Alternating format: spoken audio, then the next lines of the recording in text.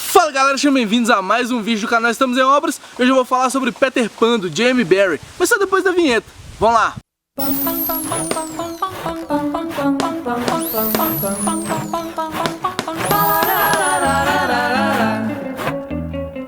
Eu preciso começar esse vídeo aqui falando o quão difícil foi fazer o roteiro sobre a crítica de Peter Pan, porque esse livro aqui é um dos meus preferidos da vida. Quando você fala sobre um livro que você ama tanto, tem tanta coisa que você gostaria de falar, tem tanta marcação aqui na lateral, que renderia um vídeo, cada uma dessas marcações, falando detalhadamente de tudo que eu apaixonei com esse livro aqui, que fica difícil. Então, em vez de falar muita coisa técnica sobre o livro, sobre o processo de produção, sobre as notas de rodapé que tem aqui, sobre os processos todos mesmo, sobre o Jamie Barrie, sobre a importância da obra, não. Eu vou falar o tanto que esse livro significa pra mim e o tanto que eu absorvi da leitura dele, né? Os pontos principais e os que eu considero mais importantes aqui dentro.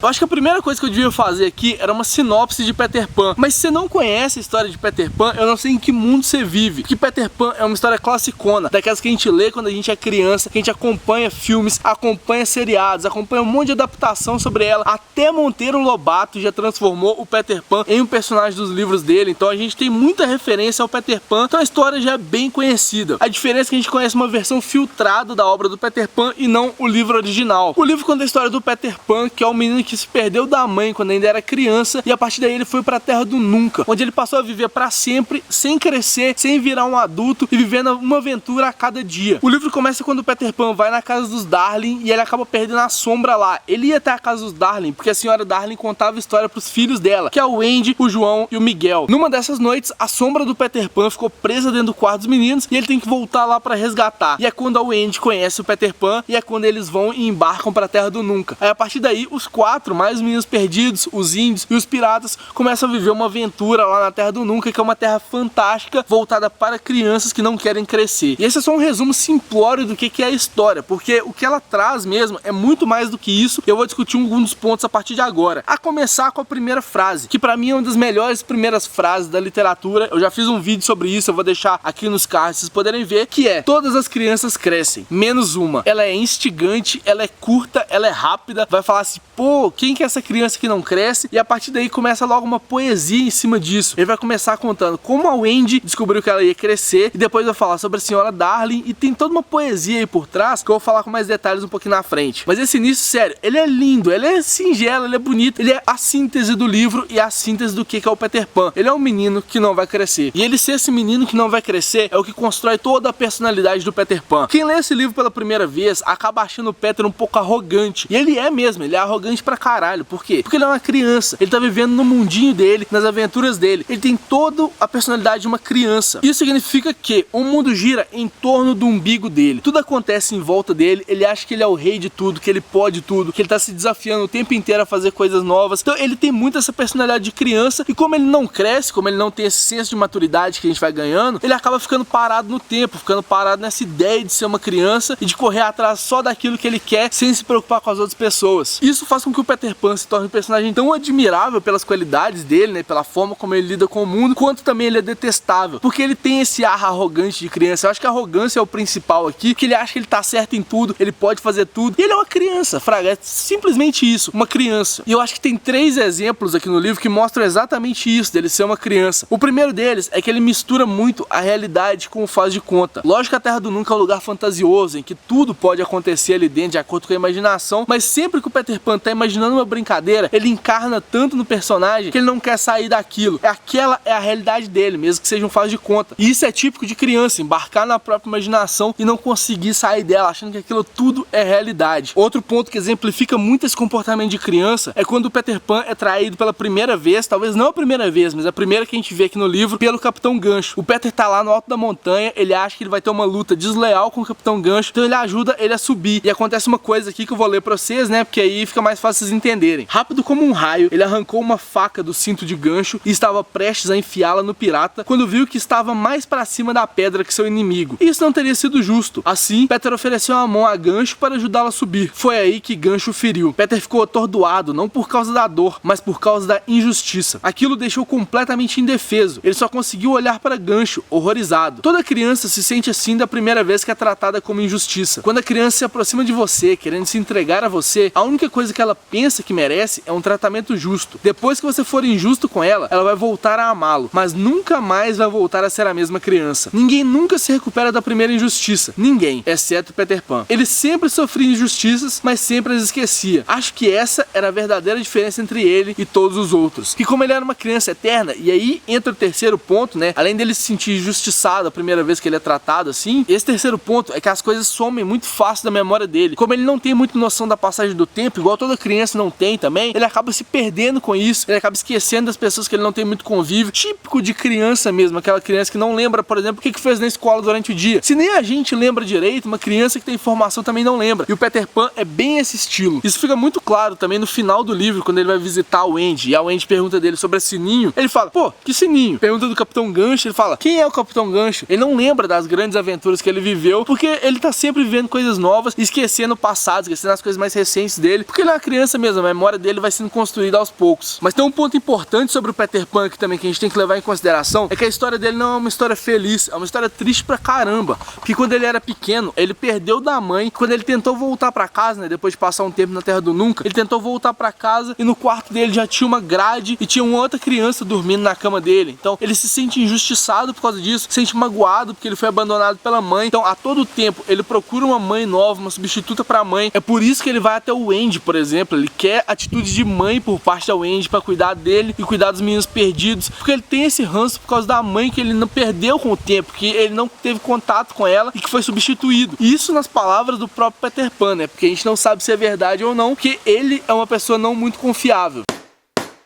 Agora, saindo da figura do Peter Pan, que é uma figura incrível, que tem que ser estudada, tem que ser pensada com calma, vamos falar um pouquinho da estrutura do livro, como que ele é criado. A primeira coisa que destaca aqui no livro é que, apesar dele ser realista, ter uma coisa muito real da Inglaterra, ele tem tons de fantasia no meio dele, tem tons de brincadeira ali no meio. Isso é evidenciado, por exemplo, com a figura do Peter Pan, que é um ser mitológico ali dentro. A mãe da Wendy, a senhora Darling, já conhece o Peter Pan por fuçar na memória da filha, por lembrar dele quando ela é criança. Além disso, tem a figura da babá das crianças, que é uma cachorra. Então você pensa, pô, que mundo é esse realístico e tem uma cachorra como babá? Então é uma coisa muito não pensável, mas que são toques pequenos de fantasia ali no meio da realidade que fazem com que esse livro aqui, que é voltado pra criança mesmo, seja um livro tão incrível. Porque todo mundo fica imaginando, que legal se isso acontecesse comigo, imagina eu ter uma cachorra como babá, imagina eu poder voar. As crianças voam aqui no livro só com pensamentos felizes ou com o pozinho da sininho no caso, né? Então são vários pequenos toques de fantasia que dão a cara aqui pro Peter Pan. Outro ponto legal de destacar aqui é o narrador da história, que ele é um narrador em terceira pessoa, mas que interage com o leitor, interage de uma forma muito legal. Tem uma parte aqui que, pra exemplificar como é que o bando do Capitão Gancho funciona, ele vira e fala, então agora vamos matar um pirata. Começa a descrever como o Capitão Gancho mata um pirata. Além de não ter nada de infantil nessa parte, né, por ter assassinato, ela é uma forma bem legal de mostrar como o narrador funciona. Ele faz isso diversas vezes ao longo do livro, contando pra gente pequenos detalhezinhos, inserindo um pouquinho de humor aqui e ali, que dá um tom todo diferente pra narrar essa história, que torna ela tão encantadora quanto eu tô falando. E esse narrador aqui é capaz de diversos pontos de poesia mesmo na fala dele. Tem algumas coisas muito legais aqui e eu vou ler um trechinho pra vocês, só pra exemplificar. É logo na primeira página, falando da senhora Darling, que fala do beijo que ela tinha no canto direito da boca. É claro que eles moravam no número 14 e até o Andy aparecer, sua mãe era a principal pessoa da casa. Era uma moça encantadora, dona de uma mente romântica e de uma boca tão doce e debochada. Sua mente romântica era como aquelas minúsculas caixinhas que vêm do misterioso Oriente, uma dentro da outra, e por mais que você encontre mais uma caixinha, sempre tem outra menor. E sua boca doce e debochada continha um beijo que o Andy nunca conseguia ganhar, embora ele estivesse ali, perfeitamente com pisco no canto direito. Então são esses pequenos detalhezinhos, como o beijo no canto direito da boca, as reflexões que o Capitão Gancho faz. O Capitão Gancho é um personagem incrível, porque ele pensa sobre as ações dele, ele não é simplesmente um vilão, ele tem meio que uma moral que rege ele, e é explicada aqui no livro. Então tem toda uma reflexão dele aqui sobre bom mocismo, sobre como agir diante do Peter Pan, o que raios é o Peter Pan, né? O que ele tá enfrentando ali, por que ele tem que enfrentar o Peter Pan. Essas coisas todas tem aqui no livro e torna a figura do Capitão Gancho muito bom e com um toque de poesia muito legal. Outro também é como nascem as fadas, que é a partir do primeiro riso de um bebê, e como morrem as fadas, que eu não vou falar aqui como é, porque vai que morre uma fada por aí, eu não quero ser culpado por isso. E esses pequenos detalhezinhos, né, junto com o narrador interagindo com o leitor, junto com esses pequenos pontos de poesia, são o que dão o tom da história, são o que tornam a história o que ela é e o que fez ele virar um mega clássico infantil de todos os tempos. O vídeo tá ficando meio grande, mas tem pelo menos mais 2 pontos que eu queria abordar aqui. O primeiro deles é a forma como os adultos são trabalhados. Essa edição da Zahara aqui tem uma introdução nele que fala bastante sobre isso, sobre a forma como J.M. Barrie retratava os adultos e também retrata um pouquinho de como Peter Pan via eles. A senhora Darling é uma mulher completamente idealizada, um exemplo de mãe, um exemplo de mulher, aquela que conta historinha pros filhos, que cuida bem deles. E isso é completamente ao contrário do Sr. Darling, que é o homem retratado aqui na história, porque ele é mal com os filhos, mal assim, né, entre aspas, porque ele consegue não entender os filhos dele, como que eles funcionam, consegue cometer atos injustos com os filhos dele, ele trabalha o dia inteiro, ele não tá presente na vida dos filhos, então tem essa pequena dicotomia entre as mulheres que são idealizadas, são transformadas em donas de casas, em mães, e os homens que são vistos completamente como maus. E aí entra a figura do Peter Pan, que ele não quer crescer, ele não quer se tornar um desses homens maus, um desses homens que não se importam com todo mundo, um desses homens que não estão nem aí pra nada, mas ele sempre quer a figura da mãe, ele quer aquela pessoa pra cuidar dele, aquela pessoa que ele não teve na infância, né, na vida dele como um todo, porque como ele não cresceu, ele continua vivendo na infância, mas e como ele perdeu essa figura materna, ele procura ela de todas as formas. E ver essa relação entre o homem e a mulher é muito interessante, até porque dá pra perceber em algumas peças, algumas coisas assim, geralmente o ator que faz o Sr. Darling é o mesmo ator que faz o Capitão Gancho, que é a figura do mal, assim, a figura do homem que não é tão bom. E o último ponto que eu queria falar aqui é que esse livro também fala sobre crescimento, principalmente da Wendy, né, porque ela tá se tornando uma mocinha e começando a pensar em meninos. E o livro carrega um pouco desse apelo sexual também, tanto na figura da Wendy e principalmente na figura da Sininho, que é a fada. Que as fadas, né, como fala aqui no livro, elas são tão pequenas que elas são capazes de um sentimento por vez. Quando a Sininho tá carregada de emoções pelo Peter Pan, ela tá carregada disso. E quando ela vê a Wendy, ela transforma esse amor em ciúmes e consegue ser muito má, porque como ela só tem um sentimento, ela carrega esse ciúmes muito forte. E todas as meninas, né, a Sininho e a Wendy, elas têm uma atração pelo Peter Pan. Tanto que a Wendy fala a questão do beijo, né, pra dar um beijo no Peter Pan, ele não entende sobre isso, porque aquela ideia, as meninas amadurecem primeiro que os meninos, e o Peter Pan não chegou na fase de amadurecimento, então a Wendy tá chegando lá e ele não. E essa ideia toda do apelo sexual que tem as meninas e os meninos não têm ainda, porque eles são muito novos pra isso. Eles não cresceram o suficiente pra isso. Isso fica bem claro aqui, tanto na figura do Peter Pan quanto na da Wendy. E só uma curiosidade que eu acho legal sempre falar sobre Peter Pan é que os direitos da obra foram dados para um hospital infantil. Então até 1987, se eu não me engano, os direitos estavam com esse hospital e agora chegaram a um acordo lá no Parlamento Britânico, também acho que nos Estados Unidos também tem um acordo dos direitos relativos ao Peter Pan irem para esse hospital infantil. E isso é uma atitude muito legal do J.M. Barrie, né, do autor do livro, porque ele faz com que a obra dele seja responsável por cuidar de crianças também, as mesmas crianças que são o alvo desse livro aqui. Inclusive tem uma sequência do Peter Pan, que é o Peter Pan Escarlate, que foi feito quando os direitos já tinham vencido e contrataram uma autora nova para poder fazer e valer os direitos do Peter Pan, continuando valendo para esse hospital. Então é uma causa nobre pagar os direitos do Peter Pan e por mim continua pagando pelo resto da vida, porque é muito legal ter um livro desse cacife sendo doado para uma instituição de caridade, um hospital.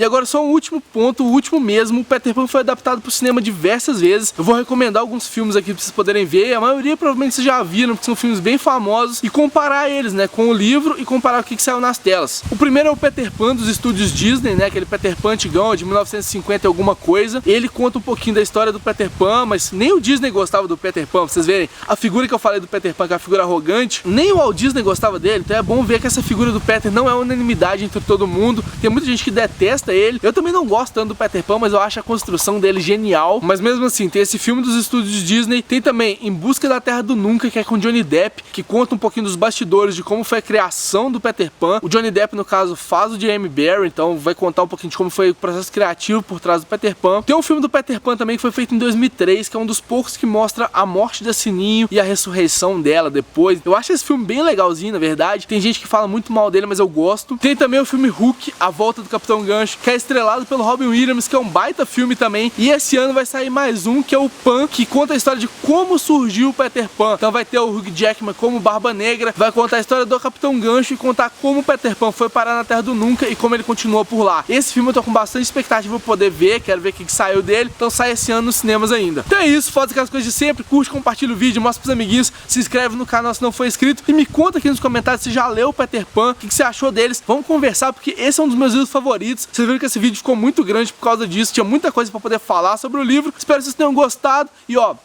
um beijo e até o próximo vídeo.